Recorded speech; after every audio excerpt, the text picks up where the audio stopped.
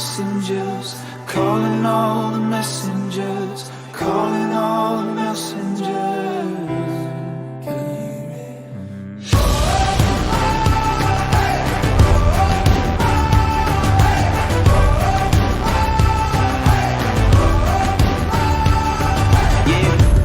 We've been given a call, been forgiven, risen, we living to give them our all. Rise up from your past that's holding you down. This moment is all that matters, the future is now. How will the people know if we don't tell them? If we fail them, they stumbling in the dark, but the light is what we carry, yeah. Don't have to wonder your purpose or what you here for. Reflect his image and show the world what he cares for. And I know it's alright, right, and you know it's your life, and we know the time's running out. Can't wait around, cause Calling all the messengers, calling all the messengers, calling all the messengers.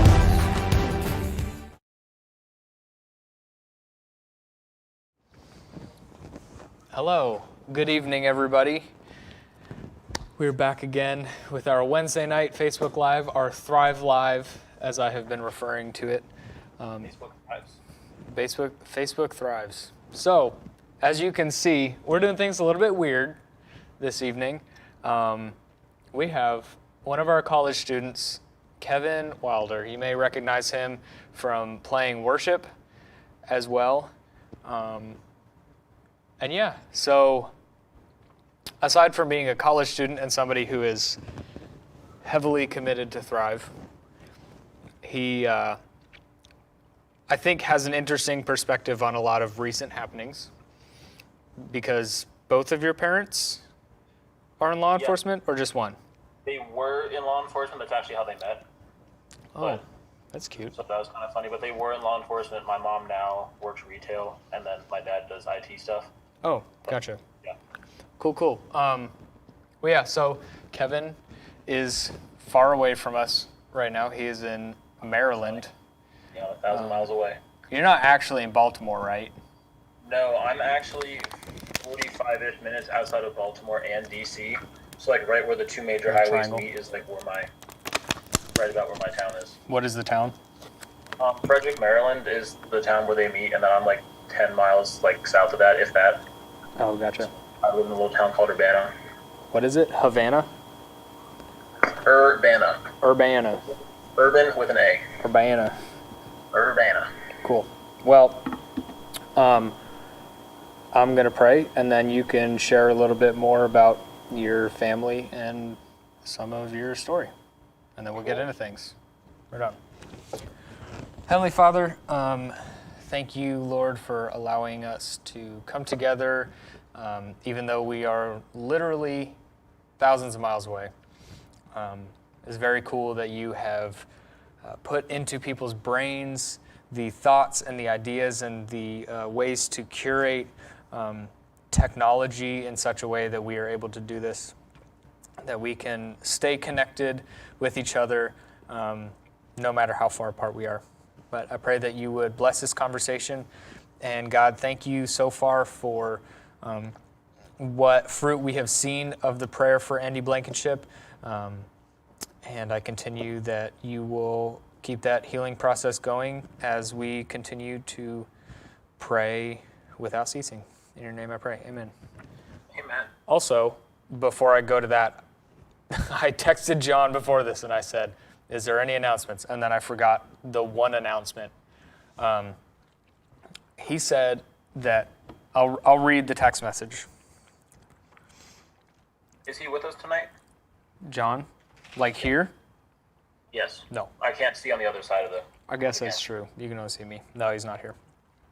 Okay. John said, from Jeff Blankenship, what I've seen so far today as people pray for us is that she seems to feel better and is definitely more active than she has been in weeks. All praise to our Lord, and a great big thank you to those who have prayed so far. So prayer works, and we love the Blankenships dearly, and so I expect nothing less than for our church family to continue praying for everybody, or for them, for their family. So anyway, that's it. All right, Kev. So give us a little bit of your background. Tell us about maybe a little bit of your childhood, growing up. You were adopted. Yes, I was. So, I was. yeah, all of that. Share with the people. Awesome. And before I hop into it, just so you all know, I have the live stream pulled up here on my iPad muted. So if you all have questions for me, or there's specific things that you want me to answer or throw my 2 cents in on, then put it in the comment section of the Facebook Live, and I will try my best to answer them all. So, hopping right into it, I was adopted in the year 2000. Wonderful year. I was actually adopted from a single mom in Baltimore, the Baltimore area. And then I was raised by, like Hunter said earlier, both my parents were former law enforcement, but my mom retired to raise me. I was just that demanding. Nothing's changed. Yeah, not really. No. So, I mean, growing up, I wouldn't say I had any specifically huge things happen. Like, I would say I lived a pretty average life. Obviously, like, very blessed in a lot of ways. Like, the reason I was adopted was because my birth mom, for example, didn't feel like she could provide the life for me that she wanted me to have. So that's why she gave me up. So obviously I was blessed out of the gate before, I even knew it, that I was put in a much better situation for good reasons, and it worked out really well. So I learned a lot for sure growing up with both my parents, former law enforcement. So like, it was nice having that perspective, because even though they were law enforcement, they both do also have, a good head on their shoulders, pretty morally straight people. Like, they're not, terrible people. So they, like, when you see, bad things happen, for example, they'd, at least give me another perspective or like something to look at, or just, they really pumped me full of whatever sort of knowledge that they had to try and give me the best. Oh, sorry, you changed the view on the live stream. But Yeah, so we've got a new thing. We've got 2 cameras. This one and this you one. caught me by surprise there. Yep. Anyway. That's fun. All right. So Cool. yeah, they really tried to, pump me full of as much knowledge as they had to give to me, so obviously I can prosper in the world as parents are supposed to do. Yeah. So they did a good job, it seems like. Yeah, for sure. I've seen a lot worse jobs done. For sure. For sure. So yeah, we've had a lot of conversations over the last few weeks with the college students in the Zooms following these things. A lot of it having to do with the recent happenings in our country. And I think they've been some of my favorite conversations, because the college students, even though they might have differences of opinion, it seems like, you go on Facebook and people are just like at each other's throats. I haven't opened that app in about a month and a half. Honestly. I don't deal with the Facebook arguments, because it doesn't work. Well, and it's just like a lot of people not wanting to listen and just asserting their opinions as fact and truth to the end. And it's not a good listening culture. There's no room for back and forth, and there's no room for growth. And so that's what unfortunately causes people to just dig their heels deeper into the arguments that are already incorrect on both sides, whether you're looking, political or not. They just kind of dig their heels into what they think they believe, and then next thing you know, they're so far off target. Yeah, and It's unfortunate. Yeah, and so these conversations Wednesday nights are hopefully modeling healthy conversations going forward into things that we don't know, things that we may be ignorant in, and hopefully as we have these conversations we can learn something or another and apply it and grow as people and as a community. So. Oh, sure. I personally love the fact that Thrive decided to do this, that, even once we're a couple months into quarantine already, trying to figure out ways to make stuff happen, to make, keep ministering to people and whatnot, that, we unfortunately had another unraveling of events and surrounding, race relations and, police and the whole 9 yards, that Thrive said, no, we'll take that on too. So like these conversations honestly do set such a great example for like how these should happen. Yeah. Well, thank you for being a part of this. We'll get into it. So essentially, and I already shared this with you, I felt like Kevin would be a good person for this because your parents being former law enforcement. And, you know, I've got plenty of police officer friends. And so it's kind of a thing you have to tiptoe around these days, you know, because, you know, you see people online being like, Blue Lives Matter too. And then people jump all over them and they're, you know, it's defund the police and all this stuff. So we kind of wanted to tackle the conversation of what is the whole idea of defund the police, and how can that be, is it backed biblically in some ways? And so, yeah. Oh, sorry, I thought you were done. Go ahead. No, I am done. Oh, okay, cool. Well, as far as being backed biblically, I can't necessarily give you a straight answer on that because that's not something I've looked into recently. Yeah. I feel like John might be able to give you a better perspective on that than I could. But as far as, you know, defunding the police and like what it may look like, because this is something that caught me by surprise too. I was surprised to see it come across the way it did. That it's not necessarily just, you know, let's take all police away, let's total anarchy, you know, cheats to win, or just go for it.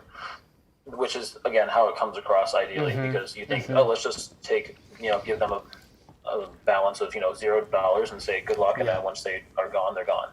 But the real movement behind it, the idea behind it that's not always communicated the best is that it's not let's just take them away, it's let's reallocate money in city budgets, you know, away from some of these things that are considered, you know, in excess in, you know, say in their police force, and put it towards something else. So like put it back into the community. So hopefully you won't have the police dealing with as many things. Because if you can solve problems before the police get involved, that's what you're trying to do. Yeah. Because honestly, regardless of, even if you don't look at how the police treat people, which is a whole different topic, once you've already hit the point where the police have to get involved, or where they have to intervene, or the justice system even has to intervene, you've already lost.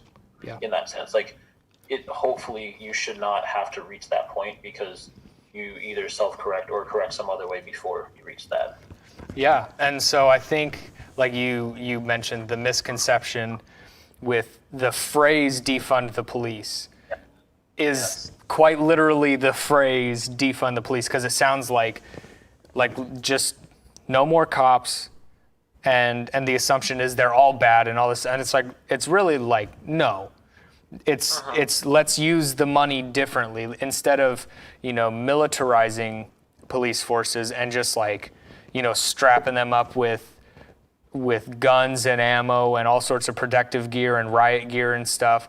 Let's start using that money and start funding more open social programs and after school programs and schools and teachers and those sorts of things, because, you know, cops are not social workers, they're not psychiatrists, they're not after school care. And unfortunately, as a society, it seems like we've put that burden on them to do all things.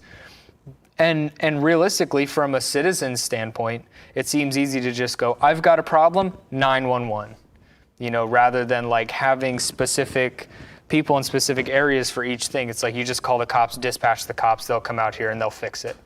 And honestly, most of the time, unless it's like a legitimate issue, cops show up and they're like, you just got to go home. Or, you know, it's like something that's like really they didn't have to come out for, and it really didn't solve the problem, ultimately. So were your parents like patrolling officers? Well, my mom worked for, like, she worked security at a mall before she was police, and then both my parents actually worked at the University of Maryland Police Department. Oh, okay. Gotcha. So they weren't, you know, city cops, they weren't, you know, in the heart of Baltimore, you know, fighting crime or whatever. Like 9 times out of 10, like you said, they're dealing with drunk college kids or college kids doing stupid stuff. And it's like FGCU, but it's a Big Ten school. So you just gotta have 30,000 kids going there and making poor decisions. Yeah, and there has to be some level of policing, you know, like there has to be somebody at the end of the line, right? But it's a lot to put on those people, and it doesn't seem fair to those people that want to serve our communities if it's like you're doing everything pretty much. Exactly. And, I mean, that's the reason why this kind of started. Again, not completely, but at least from what I've seen, is like as we started getting into harder topics of society, like mental health, and like you start seeing like, these certain things can have effects on mental health, whether it be, stress, relationships, work. Like you see all the, like those articles about like how it affects your mental health. So when you reach those breaking points in mental health where, police need to intervene, obviously like police need to be trained on that. However, now that as a society we've done enough, or we're starting to do enough, research and looking into these things at a deeper level, we can start to try and, instead of using police as a band-aid, we can actually get to the source of problems and hopefully avoid reaching those breaking points altogether, or reduce it a lot, because you're obviously not going to alleviate everything. But yeah, and on the mental threshold and the emotional threshold on that sort of things, as a child, like you carry so much trauma, like all the things that happen to you as a kid, like you carry those things and then it affects you in your psyche as an adult, and you like will treat people a certain way and you don't even know why but it's something from 12, 15, 30 years ago, and you're holding that. So if we can get to that point where we're helping solve those issues then before they come full circle as adults, it's much more useful than just going, well, take the cops and have them take the bad ones away because they just didn't grow up learning how to be an adult properly. When it's like, well, maybe they weren't offered the same kind of things growing up, like, dang it. Oh yeah. So something that I was thinking on the way over, that, because, obviously there's nothing in the Bible that's like, and police reform, like, Paul wasn't writing about that kind of stuff and like power structures. But the one thing that I did think of, Jesus and all of the apostles and everybody who ever wrote really anything in the Bible talked about love. Like, Jesus even said, like, the two commandments that really matter: love the Lord your God with all of your heart, right? And then love your neighbor as yourself. yes, Right? And it was those two things. And so one of those is an outpouring of the other, correct? And so if we are loving people, then what we should want is to set them up for success. We should be coming alongside of people. And so in a way, restructuring some of these things that maybe worked at a time, or maybe, never really worked, but we thought they did. Taking the humility to go, okay, we're gonna kind of redo this so that we can have a greater positive return in a sense, rather than just locking people up because they make a bad decision or two, because even God doesn't do that to us, right? We're forgiven, and we're, you can never run too far from God. So why are we setting that up in our own communities? So anyway, did you have any statistics on any of that stuff? I know you had looked some stuff up.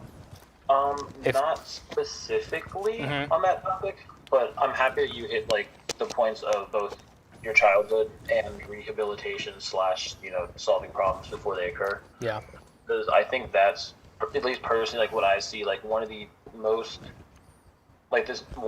single drastically affecting things that affects criminals, besides mental health when they get older, is single parenthood. That is one of the biggest things that sets people up for failure in society as a whole, because it has economic effects of it. There are social aspects of it where they don't have either a male or a female role model, usually a male role model. And when you combine all those effects, they really set people up drastically to have interactions and or serve time in the legal justice system. I actually had just seen something a few days ago when I was just scrolling around and trying to do some research on fact checking somebody basically, and it was talking about how people that come into contact, or that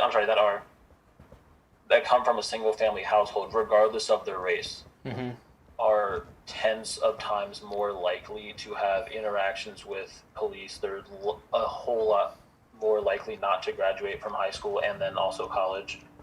And it's just things across the board that just set people up for failure, especially in today's society when we put focuses on, education, on mental health, on, unfortunately, money plays a lot of Yeah. in a lot of things. So like when you start like just, undermining all those things, then you can't really wonder why people are doing so bad. Like when certain people are not doing well.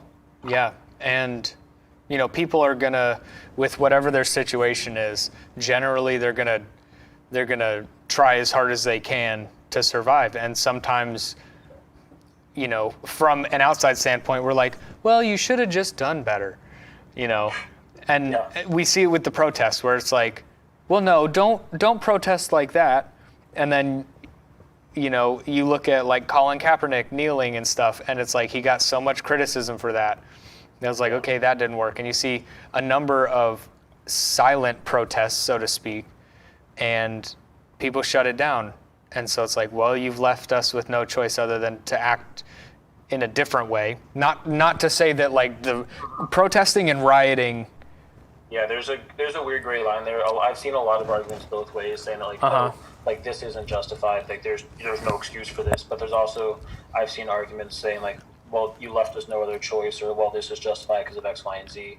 And like I think it comes down to, I wouldn't say personal opinion, but it's definitely something that's going to be up for more debate rather than there being a clear line. Yeah. Well, and I think that's a lot of this stuff is like, we really haven't been communicating well among, you see it even among party lines, like whatever the division is, whether it's a political thing or skin color or cultural or religion, like we're just bad at having these conversations with people. And gosh, I saw something, I think it was, dang it, I can't remember his name right now. Mike Thomas, I think. I believe so. He's a black pastor, and he was talking about how like he's like, I got plenty of white friends, and we play basketball and we do all these other things together. And then he was saying like as soon as they start talking about hunting, like they start to like kind of shut him out a little bit. And he started to notice, and so he like confronted them about it, and he was like, yo, what's up? And they were like, well, we just kind of thought like black people don't really want to hunt. Like brothers don't want to do that. Like that's not part of, what you're used to, so you're not into it. So we didn't want to like ask you and whatever. And he was like, nah, let me come with you. Like, let's go. So a couple weeks later, they call him and they're like, hey, come out. And he's like, okay, when do I got to be there? And they're like 3 a.m. And he was like, okay. Yeah. And so, he walks through like each part of this process, and it was like all something that was entirely new to him. And there was something humbling about not knowing anything and having to rely on somebody else to teach you that information. And he said it's also empowering of those people as well, because you're going like, hey, like, can you teach me? And obviously, in an instance like that, those people want to teach people. They want to bring people into something they care about.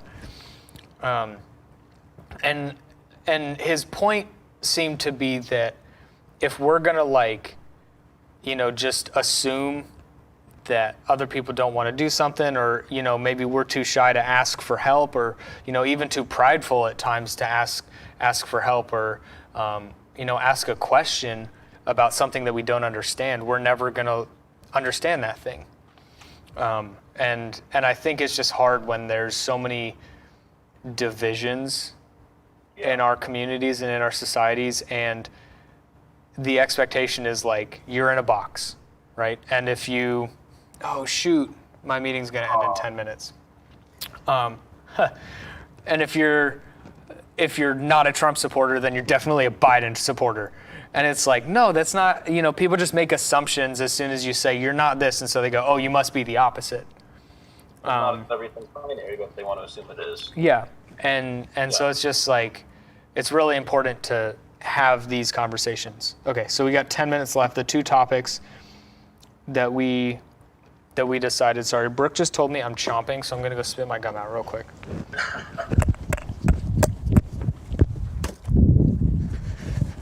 Okay, I'm back. So the two topics that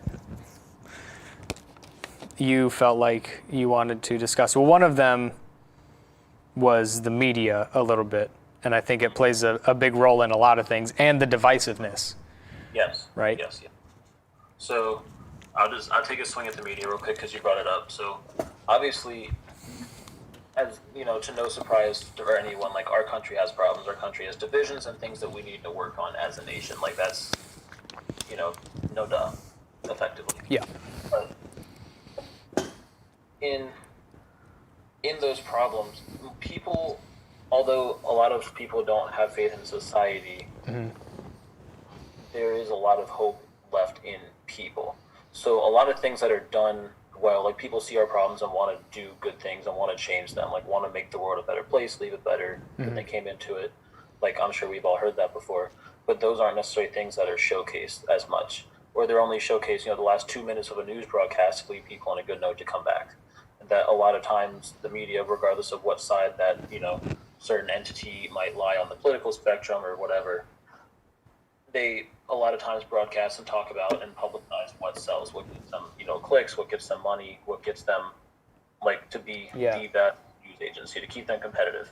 So if that's going to be something negative, they're going to show you a pity party in the front, oh, this is so bad, we're so sorry, this is happening, we're here for you.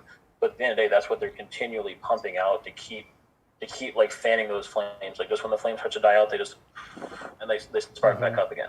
I'm not saying that the media is just causing all of our problems. I'm not saying that at all. But I'm saying that if you take, regardless of what you want to look at, whether it be police and police brutality or other different topics, they like to focus on the 2% a lot of times. In the small instances of the fractions of 1%, they're going to spend completely disproportionate amount of time focusing on those topics. And sometimes it's justified, when it makes more sense, obviously, in application and practicality, but a lot of times it seems like they beat a dead horse more than they should, to the point where it's almost holding the rest of our nation or our society back, because that's what we keep seeing and focusing on. So we think, okay, so we're still here, when in reality we might be further up the road than we think we are. And so I think that the media does play a part in, because they, to an extent, control what we see. We hear all these stories from different states, but we can't see what happens in those states. We don't know what happens in the rest of Minnesota. We don't know what happens in Minneapolis any other time except for when we're shown it. Why? Because we don't live there. And that's how it is. So we have to rely on the media to let us know that. Yeah. So when, there might be slants on what we see, we're not seeing the full picture. And unfortunately, I think that the larger media corporations know who their demographics are, and so obviously they're going to play to it to keep those people, right? And even sometimes they pit each other against, and it's just oh my gosh. Yeah. But something that I was thinking of this week is that, well, I guess I've been thinking this a lot, that it's very easy for us as Christians to, in times like this, politics become an idol. The news becomes an idol. And it's you're so focused on that you're forgetting to be Jesus to the people around you and be Jesus in the communities. And we get caught up in how could you vote left if you're a Christian? How could you vote right if you're a Christian? And we've got all of the Bible open to back whatever our side is. And we forget, wait a minute, we should be loving people like Jesus. We still, there's people immediately around us that these things do affect. And if we're not having conversations, if we're not praying with those people, if we're not being with those people and loving those people, then the other stuff doesn't matter, an election doesn't matter. Like, I don't know. God is still sovereign no matter who's in office. And unfortunately, we get caught up in the media. It's like I prayed and thanked God for the technology that has allowed us to stay connected. And in that prayer, I also thought, like, it's kind of a blessing and a curse. Because in one way, A powerful we're tool to we're people like, would- yeah, and there's freedom of speech on the internet, and you can put whatever you want on it, and then someone reads it and they believe it, and then you've got all these different ideas happening in people's heads, and that can be great, but it can also be horrible, right? And then people are convincing you that the DNC is run by satanic lizard people, and they're just trying to, and it's like, oh my gosh, where do people get this stuff from? And Explain that. And I know people that believe that stuff. I'm like, oh my gosh, and people that get worried about that. And it's like, at the end of the day, as Christians, we believe that God is sovereign over all, that Jesus died for us so that we can live eternally. So really, anything that happens in this life, it's important, but it's not the end all and be all. Yeah, I'm so happy you brought up, loving each other regardless of what's happening, because I think, because I've thought about this too, and then kind of fallen back on my faith for answers. Ooh, yes, Karen Putman Watson said God's word never changed. And I think that's a great synopsis piece right there. Great message. But I'm trying to be speedy because I only have about 3 minutes before this meeting So what I'm going to do is whenever this kicks us out, just log back into it, ends. Okay, cool. and then we'll finish it off, yeah. Anyways, I'm happy you brought up the concept of loving each other, because I think that regardless of what time we're in, if you look at, now, it could have, first of all, prevented a lot of the problems that we have if we, loved each other and, listened before we spoke and not just been nothing but hostile and, shown hatred towards, pretty much everyone who's not exactly like us. But it also can be how we fix a lot of these problems, like in how we go about fixing systemic change, fixing problems that lie in communities, in race relations, in politics, in the media, like whatever. Like, look at whatever you want to. That if we go about loving each other in the process, it's going to make these things a whole lot better. Yeah. Because at the end of the day, if you're going to hate somebody, it doesn't matter what system you're going to do it through. Like, you can take that system and you can change it and flip it over, and someone's still going to find a way to hate somebody else through it. Like, and that's the unfortunate truth. But if you keep in mind and keep as your first priority to love others like you said Jesus does, then that's how you're going to, first of all, create systems that, are pretty much, the hardest to break. First of all, because you're doing it with the intent to, like, actually care for somebody and to put someone in that best spot. And I have about 10 seconds left, so I'll save the second half. Yeah, we'll redo this real quick, and then you'll be right back. Awesome. So my apologies, everybody. That was my fault. We thought that John and I could be on the same Zoom account and have like a business account thing going, and so that we could just pay for one account. But then, after I had canceled my subscription, we found out that is not how it works. And I have forgotten to go back. So now there's just two of me, and I'm just talking about nothing and stalling till Kev gets here.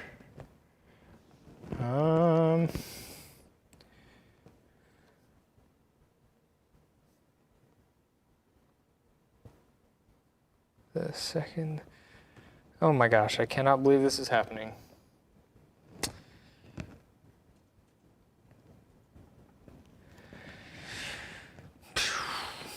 Well, how's everybody else's week going?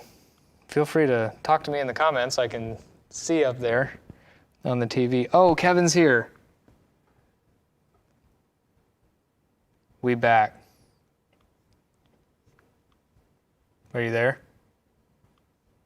Hello? I can't hear you. Oh wait, join audio. Oof. Buddy, over here. On the TV. Oh, Kevin's here. We back. Can you hear me? Okay. Well, I don't know what Kevin's doing. He's trying to come back. I'm only going to try this one more time. Can you hear me? I forgot to grab the password for it. Hold on. For what? You're here. For the well, 'cause I'm on my phone right now, Okay. but I need to be on my laptop. Well, I don't know what Kevin's doing. We should just have like the little technical difficulties thing. Please stand by. Boop.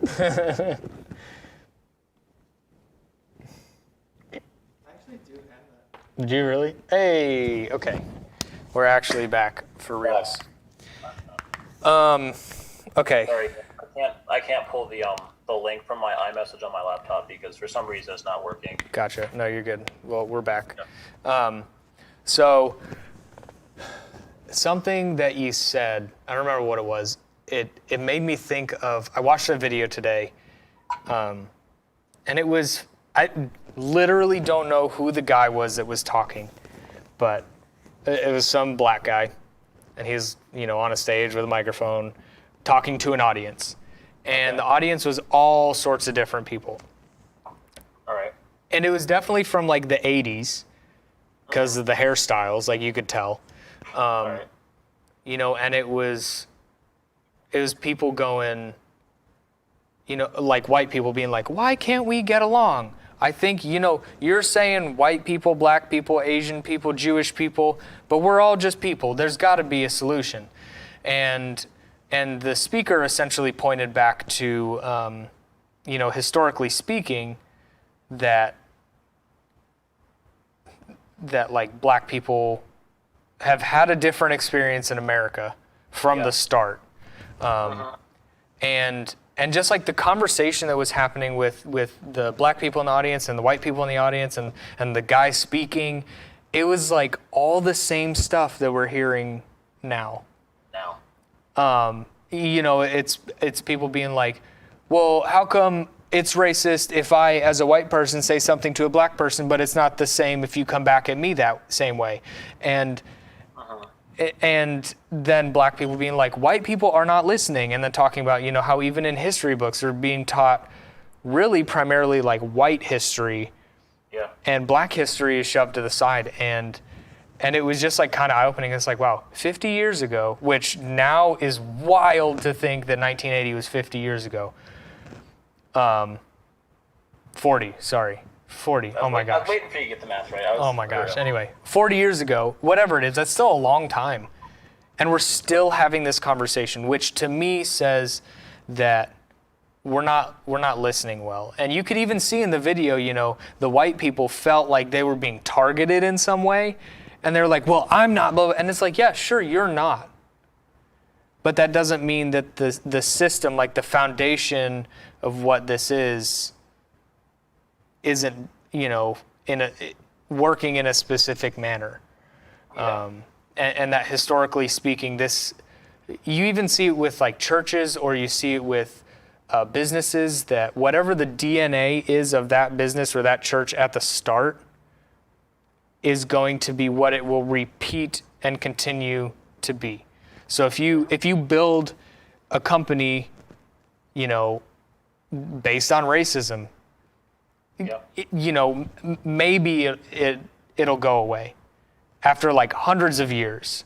Maybe, yes. Hypothetically speaking, I'm just thinking like maybe it just like dissipates eventually, but it's really hard. And the tendency is that once that DNA is in that culture of the company or of the church, or in our example as a nation, it tends to linger, and it's hard to get rid of unless we go like, hey, we're going to need some pretty extensive gutting and reformation to fix this. And I think listening to that video, just like seeing how people like weren't listening. Not at all. And it was like, man, and it's not just white people or not just black people. It just seems like It's everybody. People get stuck in what their position is, and they don't want, we're naturally too prideful Yeah. to go, hey, I think I might have been wrong, and secede. And that has been a human issue from the beginning of time. Exactly, and especially when you go about those types of conversations in a way that, like you said, was hostile, almost militant. Like, it's not going to be like people's instinct in those moments isn't to be like, oh yeah, you're definitely right, because they're their guards up, like they're so just like in that self-defense mechanism mode. So it's not going to be like, oh, like let me actually look at what you have to say. It's going to be, if they think of it as a me versus you, and if I secede, then I lose. And like, that's how it comes across, and that's how those conversations have been had and gone more or less for the last 40 years.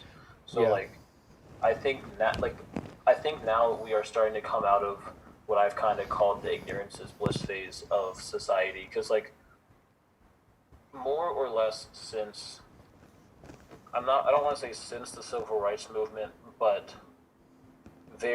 I would say the last like 40, maybe 50 years, we've kind of been in a state where like, obviously there's the big civil rights movement, like, they abolished slavery, like the whole hoorah that we all learned about in the history books, more or less. Like you said, that's kind of like a whitewashed history version of it, but we got there somewhat. However, we then entered a phase of like, there's this unease, like this tension between races where like, you don't want to talk about stuff. So then you think, okay, I'm just going to like, if I'm not racist, then racism doesn't exist. Yeah. I can't see it. It can't see me. Like, we kind of enter that mindset. However, anything that was, still left, still lingering, which, mind you, there was a lot still lingering that had, hints or, you can see racism if you look hard enough. Like, where racism's still there, when people just don't want to see it, it's still there, even if people themselves aren't necessarily racist. And that also includes, things that even if people aren't outwardly racist per se, like ideologies or ideas or concepts in their head aren't like that, end up like actually being racist, but they don't see it as that. They don't intend it to be racist. It's not, out of a out of a place of hostility. We're like, oh, I do this or I believe this so that way I can oppress a certain group of people. But so that was kind of that, the ignorance is bliss section that we were in, and just now we're starting to come out of that and put down the walls of like, I know that I personally might not believe XYZ about a certain group of people, but there are still things in place, there are still institutions or systems that don't treat everybody fairly. And like, just now we're starting to see some people reach across that metaphorical aisle to try and figure out a solution as to how we fix this.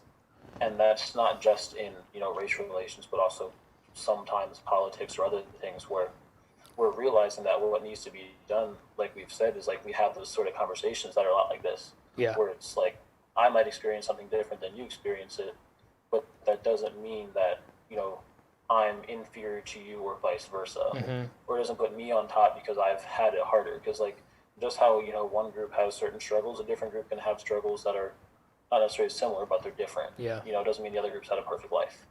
So I think once we start having more of those conversations that, open up what life has been like, we, catch up, if you will, with each other for the last, how things have been and how things are, then we can start to move forward in a more positive way. Well, I really think it comes down to being willing to learn from each other and being compassionate towards each other. Because realistically speaking, we are 2 generations removed from segregation. Right? Like, segregation ended in the 60s. Roughly.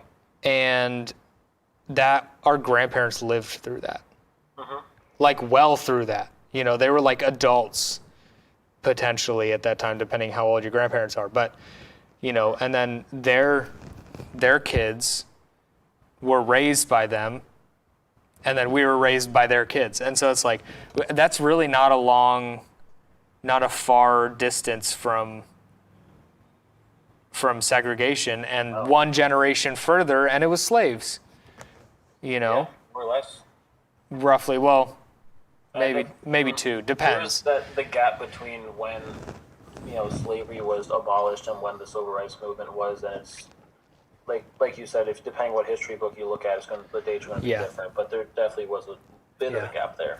But either way, I think we are at a turning point for our country, and I think as we learn to love people that are different from us, because it's easy to love people that are the same as us. You don't have to try, right? You don't have to humble yourself in any way. You don't have to.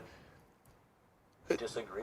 Well, and I think a lot of people feel like if I have a different value and I listen to yours and go, I can see that point, that I immediately have to secede to your point of view. And maybe there's an appropriate time for that, but there's also, nothing wrong with going, yeah, okay, we've had this conversation and I don't think that I can jump fully on board with that, but it's at least got the gears turning, and I'm going to stick with my thing for now, but I'm glad we had this conversation and going about it in a healthy manner.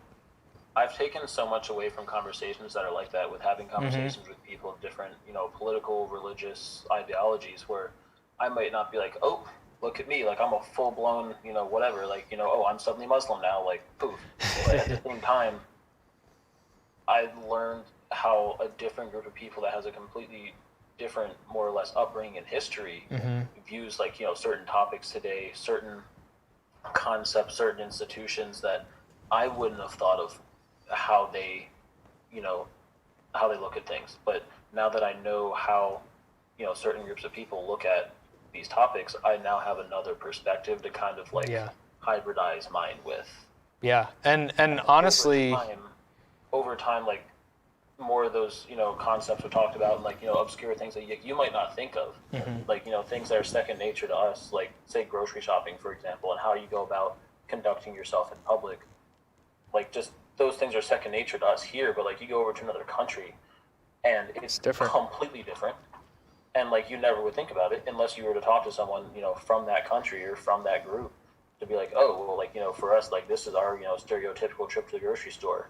And it's your eye opens about so many things that you start to realize where these differences lie, and you sometimes even see the stemming of how certain groups of people can be on completely different pages, but it's because of how they grew up, how they live today. It's crazy. But those conversations I've learned more from than most conversations I've had with people like myself. Yeah, for sure. Well, I'm trying to keep this short, so we're at 7:50. So thanks again, dude, for coming on and having this conversation No problem. with me, with everybody at Thrive. We've got 8 people watching. 6. Can't see from here even with my glasses, but I have the live stream up right now. It says we have 6. sweet. Well, thanks again, dude. Before we go, one more announcement. July 12th. We are having our first in-person hybrid worship. You can't really see right now. Wyatt will give you a pan of what the room looks like. Forgive us, it's pretty messy, but we've got chairs spaced out, so we will be abiding by social distancing guidelines, and you can sign up online so that we don't go over that, and we can make sure that we're regulating everything. And yeah, we're gonna do minimal live worship because singing obviously propels your germs. You will be required to wear a mask, and Wyatt and I are gonna make a video this week that'll make our guidelines and everything we're expecting of everybody. It'll be easy to comprehend. So anyway, that's that. Thank you again, Kevin. No problem. And we'll see you guys Sunday. Goodbye, everybody. Adios.